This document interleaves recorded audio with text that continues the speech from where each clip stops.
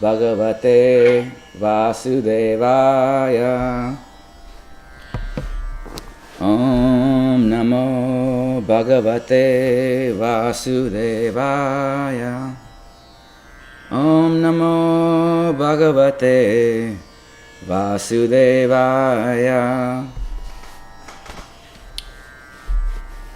Om Ajantiranjasya Janan Janan Shalakaya Chakshuru Tamye Ina Tasmai Shri Guruve Namaha. Hare Krishna. So today's shloka is from Bhagavad-gītā, chapter 4, shloka number 3. So the way I've been reciting the Gita Shlokas, it's in Raga Bhupali. And basically the notes are ga ga ga ga re sa, re re re re ga re sa, sa sa sa sa dha sa re ga, re re re re ga re sa. So like that we can sing the shlokas, and I'll recite the shloka, and then you can repeat after me if you want. So sa evāyaṁ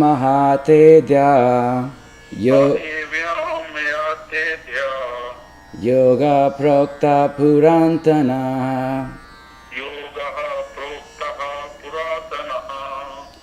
bhakto se me sakhā ceti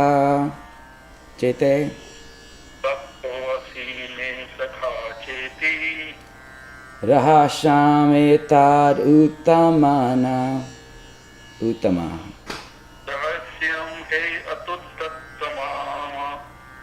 Sa evāyaṁ mayā adya yogaḥ proktaḥ purātanaḥ bhakto se me sakhā ceti rahasyaṁ etad uttamam.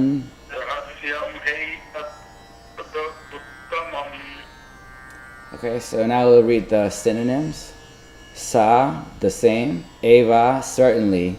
Ayam, this. Mayā, by me.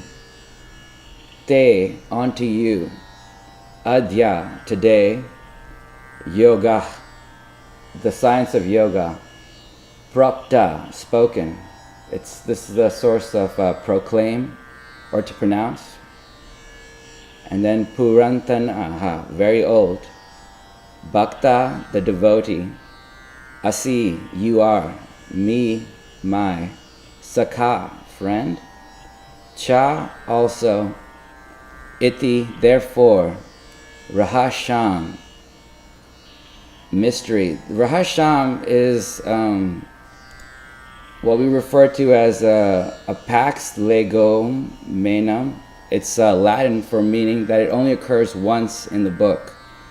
So this rahasyaṁ and purātanaḥ only occur once in the Bhagavad-gītā.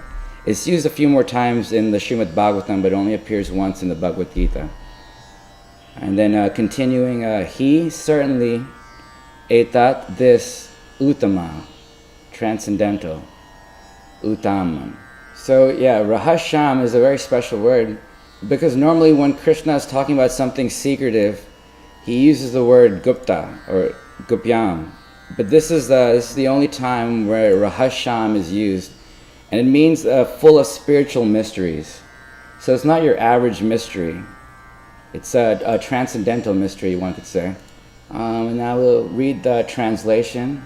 That very ancient science of the relationship with the Supreme is today told by me to you, because you are my devotee as well as my friend, and you can therefore understand the transcendental mystery of the science.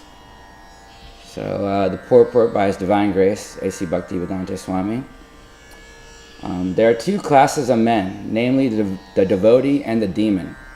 The Lord selected Arjuna as a recipient of the great science owing to his being a devotee of the Lord. But for the demon, it is not possible to understand this great mysterious science.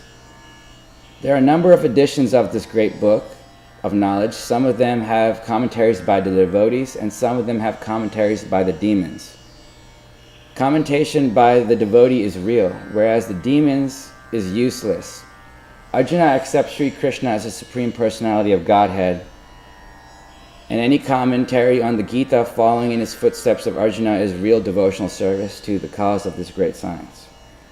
The demoniac, however, do not accept Lord Krishna as he is. Instead, they can concoct something about Krishna and misleading general readers from the path of Krishna's instructions. So he's warning about such misleading paths. One should try to follow the disciplic succession from Arjuna and thus be benefited by this great science of the Śrīmad Bhagavad-gītā. So this is a very beautiful and deep shloka. This whole chapter is very beautiful because up till now, Krishna has just been explaining everything in a general sense to Arjuna. Chapter 2 was a summary of the entire Gita, and then chapter 3 was karma yoga. So Krishna just was very broadly giving the gist of what he's going to talk about, but now he starts going in depth, and now he starts to use logic to prove why everything that he's saying is true. So the process of understanding the Bhagavad Gita is to receive the knowledge in disciplic succession from a bona fide disciplic Parampara. And in the previous two verses, Krishna is saying that he was the source of this Parampara, and he told it to the sun god, and then he gave the whole disciplic succession. So to study, those who study logic know that there are two types of processes of acquiring logic. One is deductive knowledge, and the other is inductive knowledge. And deductive knowledge is always considered to be more perfect. We can take the premise that suppose man is mortal, and Prabhupada gave the example like, say Mr. Johnson is a man, so he's mortal. That is a deductive conclusion because man is mortal and Johnson is a man, so therefore he is mortal. But on the other hand, the other party, they use inductive reasoning, and so that means that they want to experiment or observe how man is mortal. They don't accept what's being told, but they want to observe it. So they want to study, this man dies, that man's dying. So therefore they make a general conclusion that all men are mortal because of how they deduced it. So the Vedic process, as told by Krishna in this verse, he's telling Arjuna, I'm telling you this because you're my friend. So Krishna is saying that the Vedic process is deductive process. And you find many verses in the Bhagavad Gita which may appear to be dogmatic. In the sense, dogmatic means that it's accepted to be taken, it's automatically accepted. There's a large list of beliefs, and that no one really proves them, they're just to be accepted. Like in Bhagavad Gītā 7:7, Krishna says, Matat pranantam nayat kinchat asti dhananjaya. So he says, my dear friend, my dear Arjuna, there's no one else greater than me. There's no greater authority than me. So Krishna is saying this, but it appears very dogmatic. So, if I was saying that, I am the greatest man, I am the greatest person, you could automatically deduce that it's not true. But when Krishna says that, it is actually true because he's actually great. So according to the Vedic systems, there's three kinds of proof. There's the pratyakṣa, anumāna, and aitihya, by authority. So pratyakṣa means direct perception, what we can see, how we can deduce with our eyes, with our material senses. And then anumāna means, it means just like children are playing on the other side of the wall. And we can hear the sound of the children playing, so we can conject that there are some children playing on the other side of the wall. We don't know for a fact because we can't see them, but we can hear. So by some inferences we can deduce that there are children playing on the other side of the wall. And so this is called anumāna. And then the third is called aitihya, or śabda-pramāṇa. So śabda-pramāṇa means to take the truth from the highest authority. Adya means authority. So this is, so like when we go back to the previous premise, just like man is mortal. Now if we accept that man is mortal, no one knows where that sound is coming from, who said it first, who has experienced that man is mortal. We don't know, we never experienced death, so we don't know for a fact that man is mortal. But when we accept that it's coming from the higher authority, then we can have strength on that understanding. So we don't know who found it first, or we don't know who discovered man is mortal, but it's coming down from a disciplic succession. So this is knowledge that's coming down from a disciplic succession. So direct perception is always imperfect, especially in the conditioned stage of life.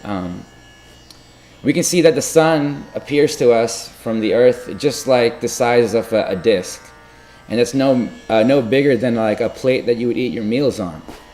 But from authorities, adya, we can understand that the sun is so many million times greater than the earth. So which of them is right? By seeing your direct perception, the sun is just like a disc, right? Or that we take from the authority that the sun is much bigger, much more bigger than the earth. So this verse is very sweet, that it points out that we should take from a bona fide source of knowledge. Because there are many people who will actually try to mislead you, and some people just like talking just to be talking, and even will say something negative because that's in their nature. When we're conditioned soul, we want to cheat people, we want to almost mislead. So Krishna is saying that the best way to understand something is to get it from a bona fide disciplic succession. And many times Krishna in the Bhagavad-gītā, I think in chapter 9, he also says again, Krishna, that I'm telling you this most confidential knowledge because you're my friend and you're never envious of me.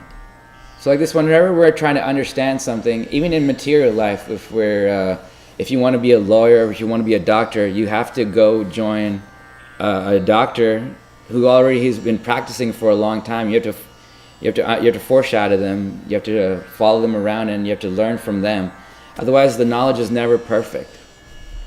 And this happened to me in the first day of physics, advanced physics. The professor said that I can tell you how that we can calculate the force of gravity, and we can calculate all these forces, but I can't tell you why this exists. I can't tell you why the force of gravity exists and why there's an attraction in between everything. So from the very beginning, they tell you that this material knowledge is imperfect. And it's only when I came to the Bhagavad-gītā that Krishna says that I am actually the force of gravity. I am present in all the particles, and I am that force of attraction. So we can understand that the Bhagavad-gītā is coming from a higher authority. Therefore, it's the ultimate truth. Looks like that's about how much time we have for today. Is there any questions or?